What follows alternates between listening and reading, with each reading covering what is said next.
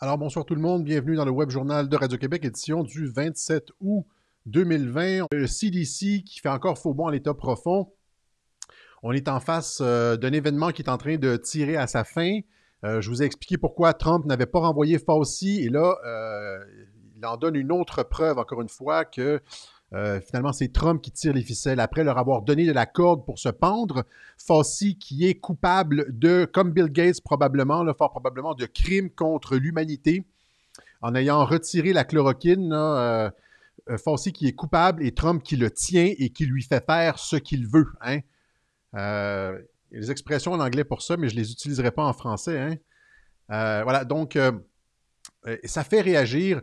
Pas de test pour une personne exposée asymptomatique, dit le CDC. Hein? On a ici la directive du CDC. If you have been in close contact with a person with COVID infection for at least 15 minutes but do not have symptoms, c'est pas nécessaire de faire un test.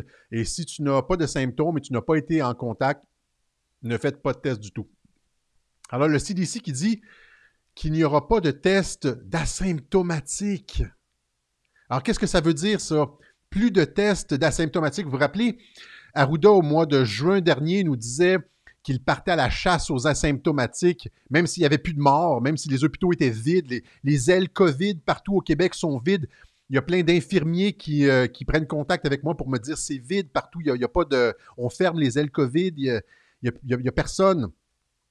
Mais on part à la chasse aux asymptomatiques. Il n'y a pas de crise sanitaire du tout au Québec, là. On part à la chasse aux asymptomatiques, évidemment, parce qu'avec 10, 15 000 tests par jour, on va avoir quelques résultats positifs.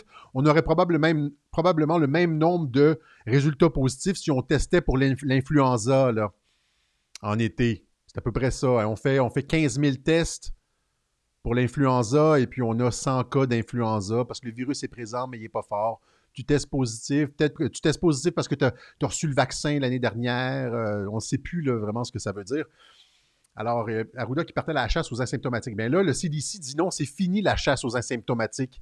Et qu'est-ce que ça veut dire? Ça veut dire qu'il n'y aura pas de deuxième vague.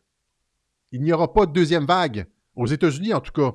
Et là, les pays qui veulent continuer qui veulent absolument produire une deuxième vague, eux autres vont devoir faire cavalier seul, c'est-à-dire ne pas suivre les directives du CDC. Normalement, au Québec, on suivait la ligne du CDC, mais là, le CDC fait encore une fois faux bond et n'ira pas à la chasse aux asymptomatiques. Il n'y aura pas, donc, pas de deuxième vague aux États-Unis. Il y aura pas, on sait que 90% des morts, un peu, entre 5, ça dépend des pays, là, entre 50 et 90% des morts partout dans les pays où il y a eu beaucoup de morts, c'est en résidence de personnes âgées, des personnes très, très, très, très, très, très vulnérables qu'on a laissées à elles-mêmes. Hein, on a cessé de s'en occuper. On leur a injecté des médicaments pour accélérer le processus. Euh, et là, il n'y a plus ces personnes-là, il n'y a plus ce potentiel de mortalité nulle part. Ce sont les personnes qui avaient à mourir cette année sont déjà mortes. Alors, ce que j'ai dit, c'est où est-ce qu'ils vont aller chercher leur mort pour une deuxième vague?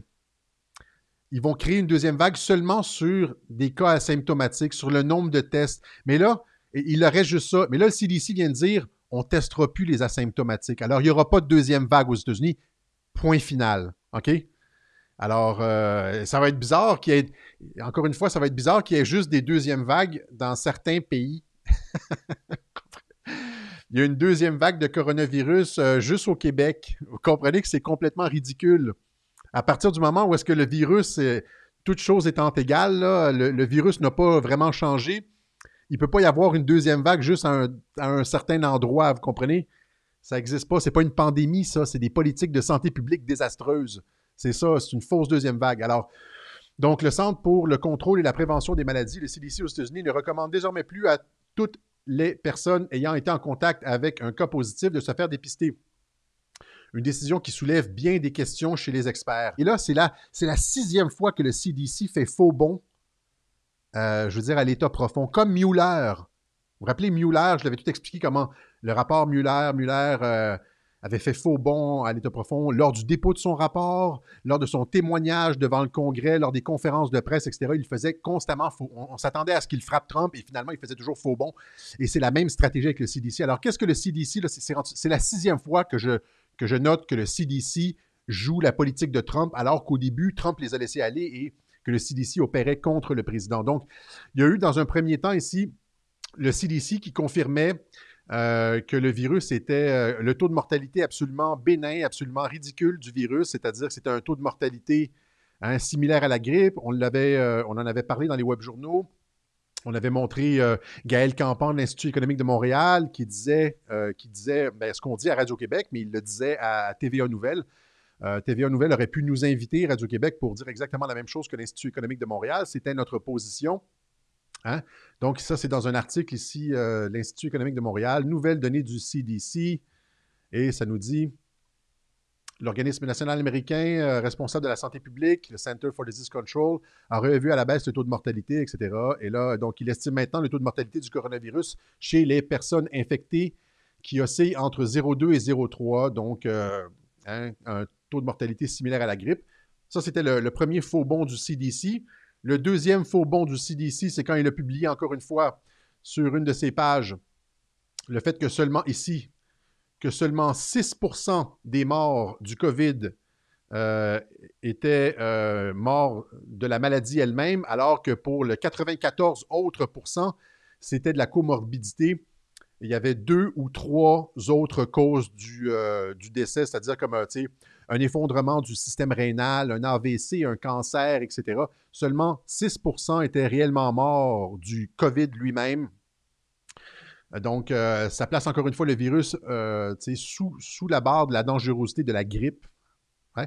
Alors donc, 6%, il y a à peu près 150 000 morts du COVID aux États-Unis là, qui sont comptés dans les chiffres.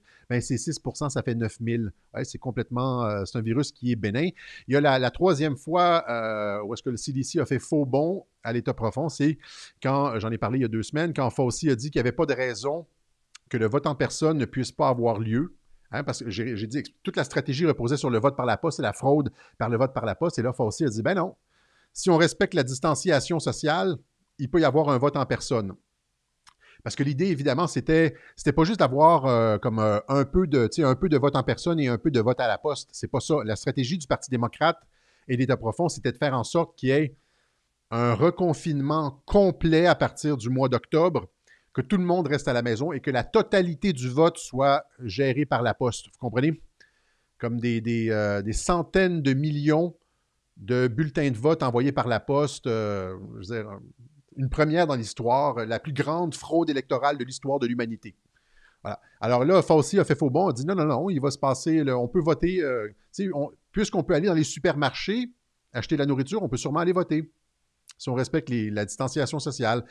Donc ça, c'était le troisième événement. Il a aussi dit, ça c'était encore une fois récemment, Fauci says he does not see US mandating COVID vaccination for general public. Alors, donc, il n'y aura pas de vaccination obligatoire pour le grand public. Ça, c'était la 4e fois où est-ce qu'il faisait faux bond à l'état profond. Il y a aussi, encore récemment, je pense que c'est la semaine dernière, le CDC qui vient d'abolir la quarantaine de 14 jours pour les voyages à l'extérieur des États. Et finalement, le CDC qui dit maintenant qu'il n'y aura pas de deuxième vague. Il n'y aura pas de test pour les asymptomatiques. Voilà. Alors, vous comprenez que ça, c'est la stratégie, ça, c'est l'art de la guerre, c'est ne pas se débarrasser de ses ennemis, de les garder près de soi et de les manipuler. Voilà, et c'est ça qu'il a fait. Donc, alors ça, c'est une excellente nouvelle. Il n'y aura pas de deuxième vague aux États-Unis et probablement pas au Canada parce que sinon, on va avoir l'air de clown ici. Il y a une deuxième vague ici, puis il n'y en a pas ailleurs. Voilà.